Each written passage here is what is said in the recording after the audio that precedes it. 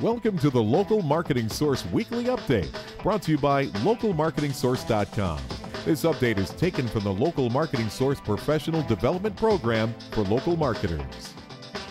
This week's Local Marketing Update is brought to you by Scott Gallagher. Scott is the co-founder of Local Marketing Source and has become the recognized expert in providing online marketing services to local businesses. Follow Scott on Twitter @ScottGallagher5 and on Facebook.com/ScottPGallagher. Well, good afternoon, everyone. Scott Gallagher here with Local Marketing Source for our weekly industry update brought to you by localmarketingsource.com and our faculty call for our students. Live Q&A is going to follow the weekly update. This week is likely a week that's going down in history. We all know that last Friday there was a big IPO, and that would have been the much anticipated Facebook. Mark Zuckerberg has become a billionaire overnight, and thousands of people became millionaires, employees and shareholders over at Facebook. But not even a week later, I mean, it's the headlines are, what the F happened to this IPO? What's going on? It's just turning into a massive conspiracy. Of sort, that there's a lot of insider knowledge going on, and a lot of insider knowledge that it's a business model that was overvaluated and just ultimately wasn't a good purchase. I mean, I'm not in the business of buying and selling stocks, nor do I understand that business very well. But there's a few things I do understand, and when we take a look at Facebook. It's a very unique, interesting business model. It's nothing that we've ever seen before. So anything that I say or anything that others really say, really you've got to be taken with take with a grain of salt. And it's a lot like the Groupon business model.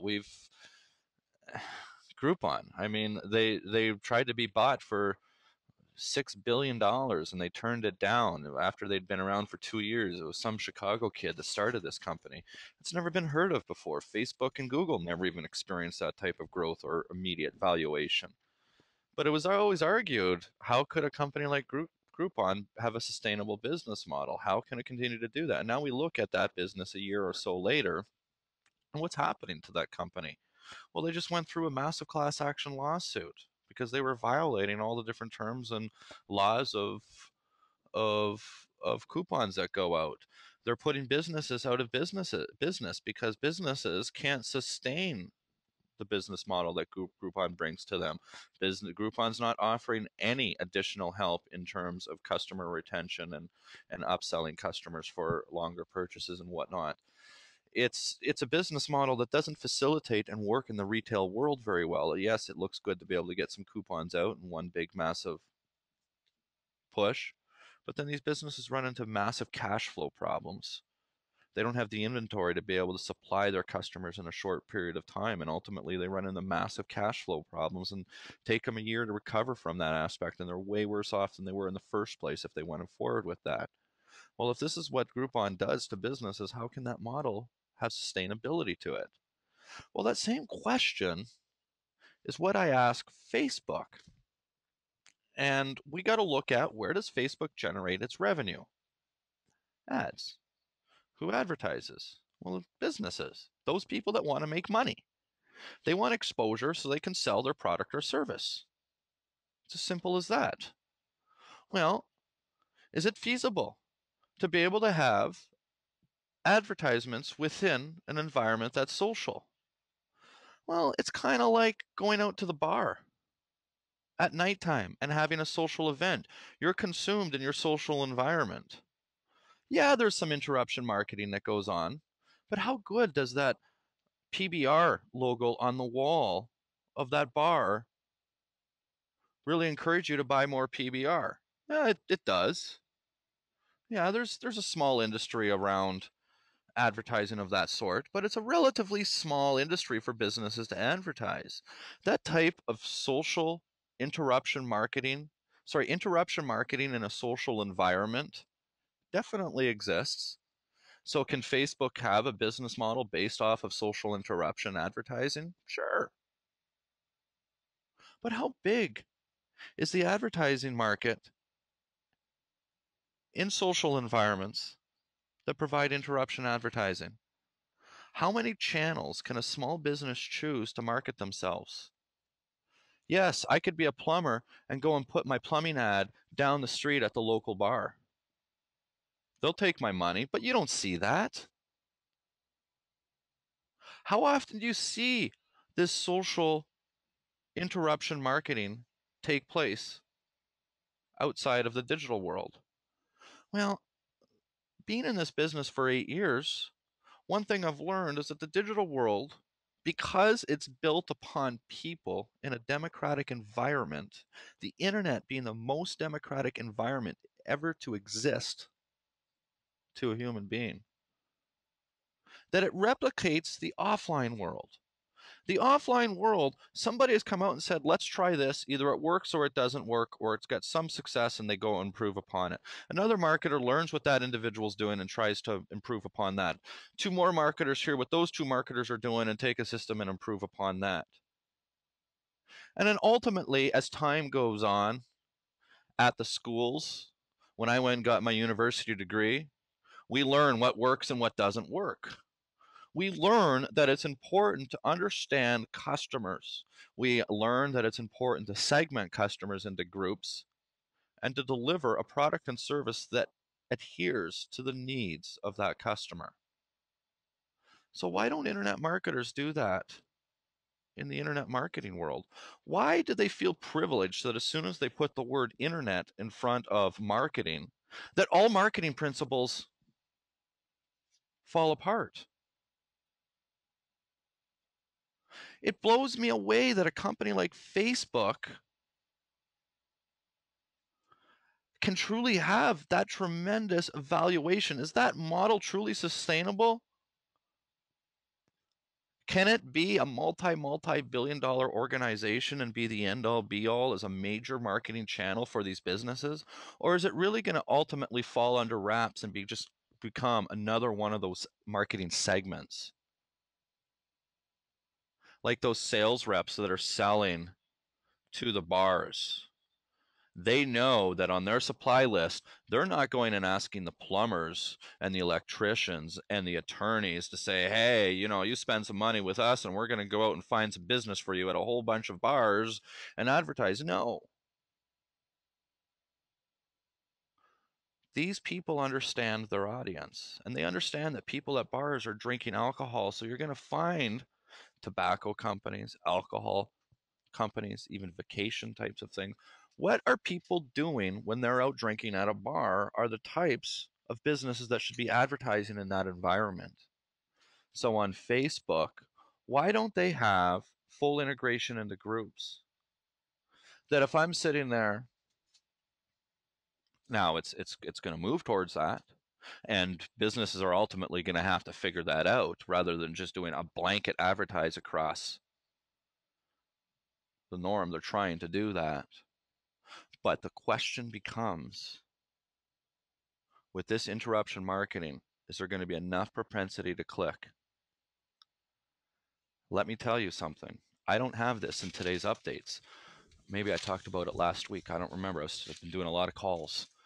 And GM, I recall, has just pulled $10 million. Yeah, they pulled that right before their IPO. We did talk about that last week. Why? Because it's not working. They don't have the exposure.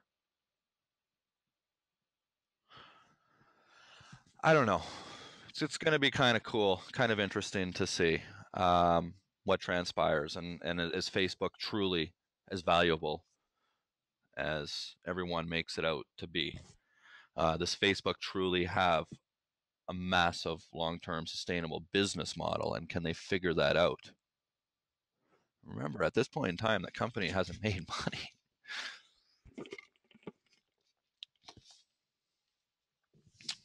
Fun stuff. How about this Google Penguin update? There's an email circulating around from a Google employee that says there was no Penguin update. Penguin was never discussed at Google. And yesterday, the Wall Street Journal. Anybody know about the Wall Street Journal? Yeah, if you don't, and that's not a stupid question because we do have people that listen to this call from around the world, the Wall Street Journal is a very major, very reputable business publication in the United States. For them to do a main story on a Google update, it's a really, really big deal. It's hit the mainstream. Why?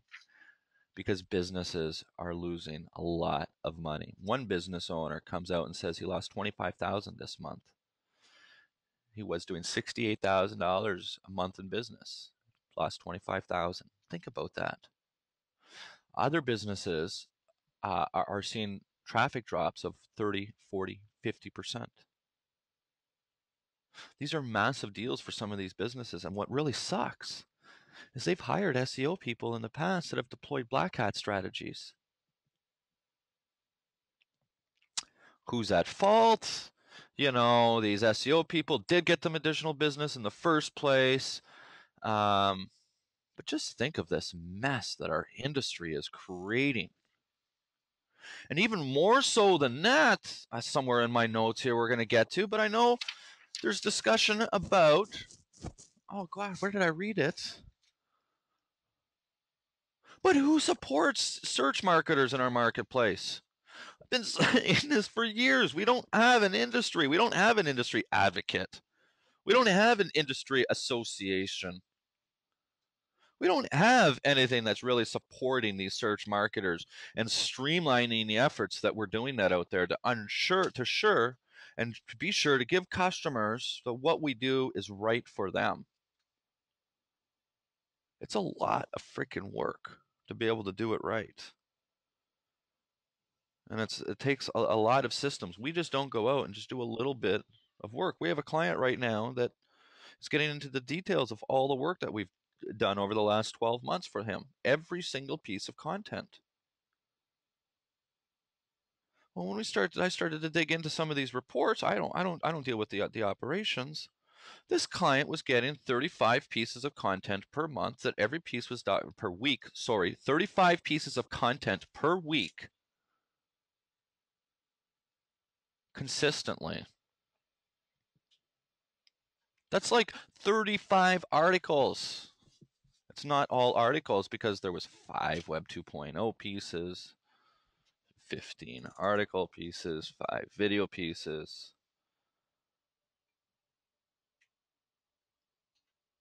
How can you do that service for $500 a month when you're doing that type of volume?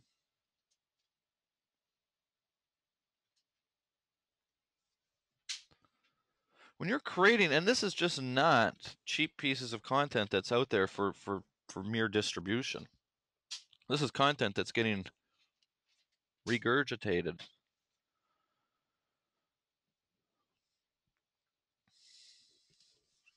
Well, I guess this does lead me to my next note here. And that this comes from Search Engine Land. And yeah, it says, who has search engine marketers' backs? No one. We need lobbyists. Finally, this is hitting our mainstream industry. Search Engine Land is talking about this and saying we need lobbyists. We need people out there that are communicating with the US government, that are communicating and a voice to all the businesses that are out there. People need to be educated about our industry. They're not. Not even the richest companies on the planet have got it. I was on a webinar last night and I started to talk about something. I'll share it with you guys right now, just of how obscure and messed up this industry is. As a matter of fact, I'm going to go ahead and do a screen share. A lot of my students already know about this.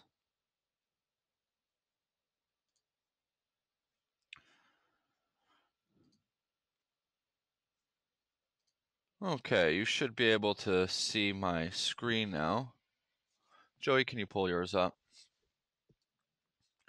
And we'll just do search for baby strollers. Target. We go to Target.com. For anybody that doesn't know who Target is the fourth largest retailer on the planet.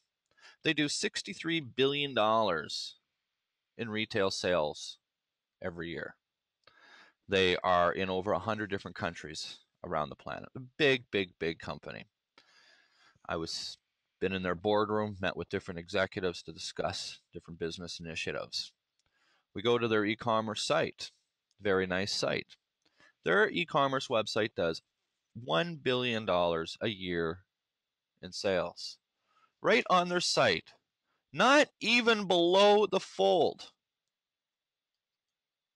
When I am ready to click and check out to buy a baby stroller or whatever I'm buying, ads by Google. We go down a little bit further. Let's go to the fourth one. Well, they're not here today. Well, that's even more. The fact of the matter is this company basically should be sitting in the checkout counter at Target and saying, oh, that baby stroller that you're about to pay for, here, over here. I got it cheaper. It's a little bit easier. Come over here. So why would Target spend all this time and money into driving qualified traffic to their website, spending advertisement to get to their website, spending all this time and money into all the systems to be able to integrate it into their back-end inventory, all their different stores and all of that, spend all the time and money into testing and doing conversion, and at the point of sale, allow advertisers to advertise competing products? $63 billion company. And somewhere internally, somehow, some way, somebody is stealing or corruption. It's my thought. I don't know. I don't really know if that's true or not. But why would Target want to do something like this? So we're looking at this, and then yesterday in spot number 3, guess who's advertising? Sam's Club. Who owns Sam's Club? Walmart. Who is Walmart? The biggest retailer on the planet. So not only is Target screwing up, but Walmart should be capitalizing off of this fact and recognizing that within the Google Content Network, they've got an opportunity to outbid and advertise on their competitors' sites.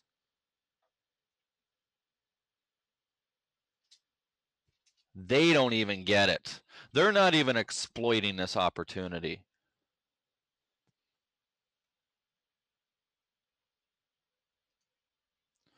All right. This is why, folks, our industry needs some backing. We need some support.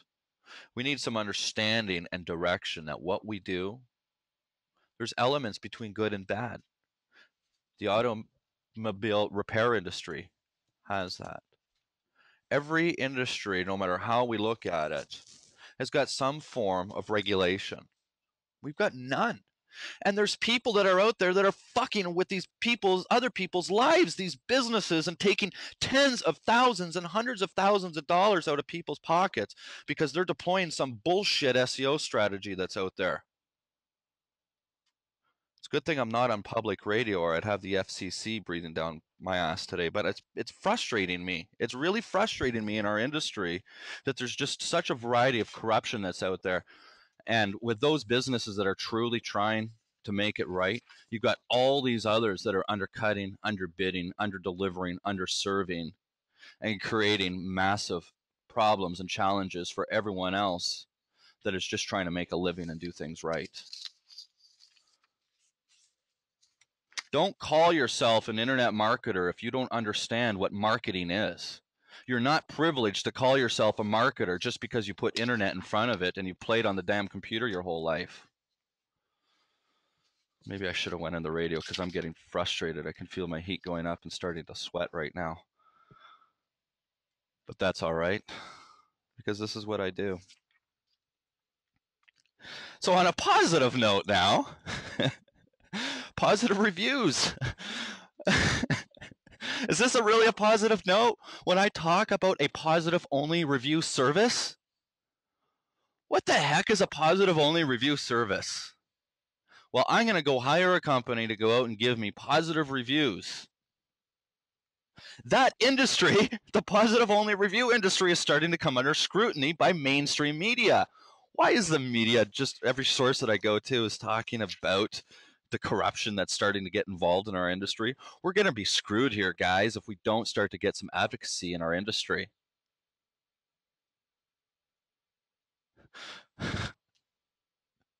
There's companies that are located throughout the United States, not just around the world, that are genuinely have arsenals of people that sit at home in their own computers and they're paid to leave reviews for businesses that they know nothing about. In other words, give me some money so I can go and lie. I hate lies. I'd rather be shoved down, kicked down, beat up, and be vulnerable than ever be accused of being a liar. It's hard to be vulnerable and admit to mistakes, but it's an immensely powerful feeling when you get over it. And those individuals that go through life as liars make it in the short term.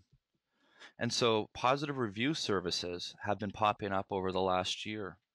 And now certain companies are being exploited, such as AIM Marketing. Bruce from AIM Marketing points out. And you can go to Mike Blumenthal's webpage, click on the link, and you'll see a list of businesses leaving fake reviews.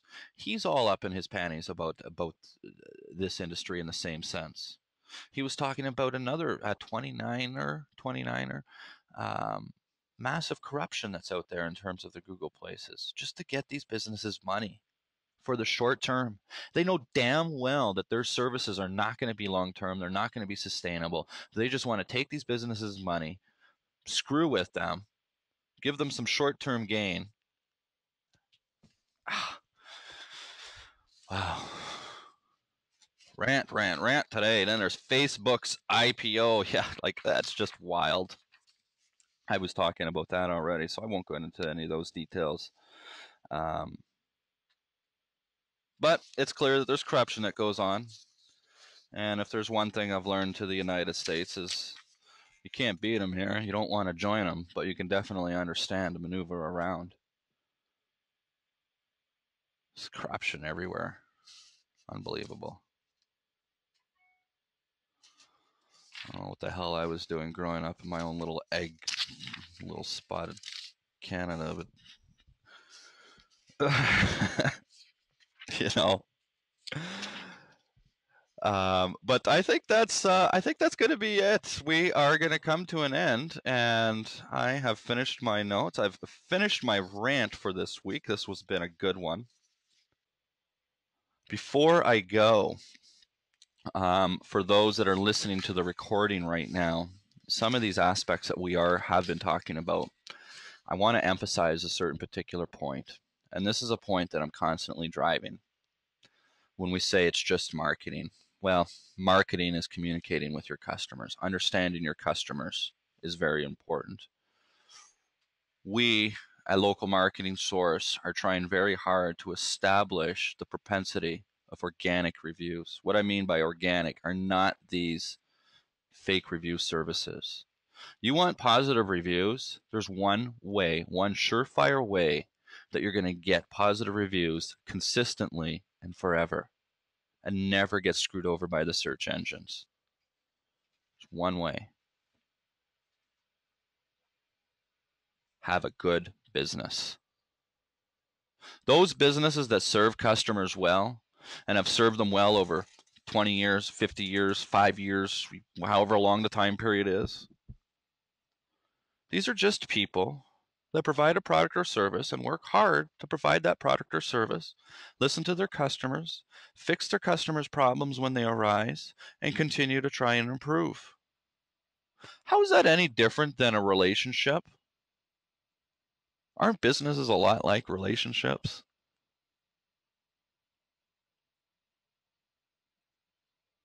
It's all people, right?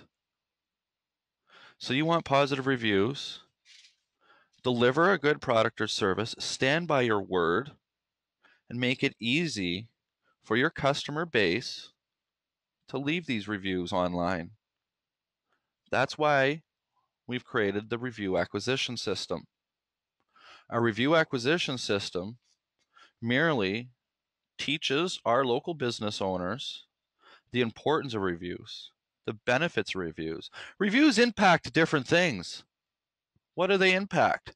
Well, we know it impacts ranking. I've got a quote directly from Google's page that talks about specifically how how reviews influence ranking directly. I don't care what other SEOers say. Google says it, it's true. If they say it influences, they say something along the lines of, this review data so we can collect it to convey to our ranking algorithm or something, or convey for ranking purposes. That's how it is. It's worded. Reviews also help with conversion. Well, the internet marketing equation is traffic plus conversion. Reviews help with both of those. There's not many things that a business can do on the internet that help with both driving traffic and conversion. And thirdly, reviews establish service area. I argue that a business that's putting everything forward, being a good business, replying to those negative reviews online, helping out customers, providing a good product or service, making their customers as happy as possible for the money that they're receiving, those are the businesses that should flourish in the marketplace, shouldn't it? Rather than the liars and the cheaters and those plumbers that take shortcuts. We should definitely reward all the businesses and all the people on this planet that work hard and truly have a passion to make their customers' lives better, whether they're a caregiver or they're making pizza.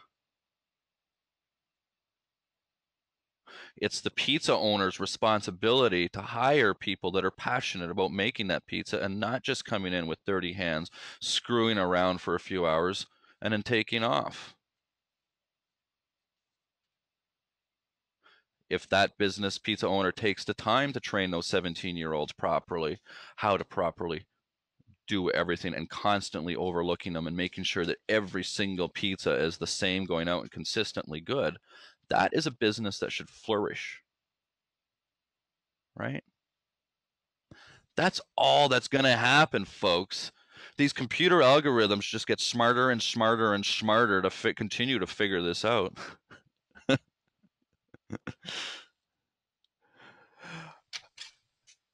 Review acquisition system. Make it easy for your customers to leave reviews. We give out postcards. We got a business card being given out by a cab company with a QR code on it. We're not soliciting reviews. When the customer says, thank you for a good job, here's a card. Gives you instructions on the leave a review, an email template tracking that. Getting customer testimonials and embedding them on your website by using the H-review markup. Important, important, important. All right, I'm going to go ahead and open the floor now to live Q&A. Thank you for listening to the weekly update brought to you by localmarketingsource.com. That concludes this Local Marketing Weekly Update, brought to you by localmarketingsource.com. This update is provided from the Local Marketing Source Professional Development Program for local marketers. Visit localmarketingsource.com for additional resources focused on online marketing for local businesses.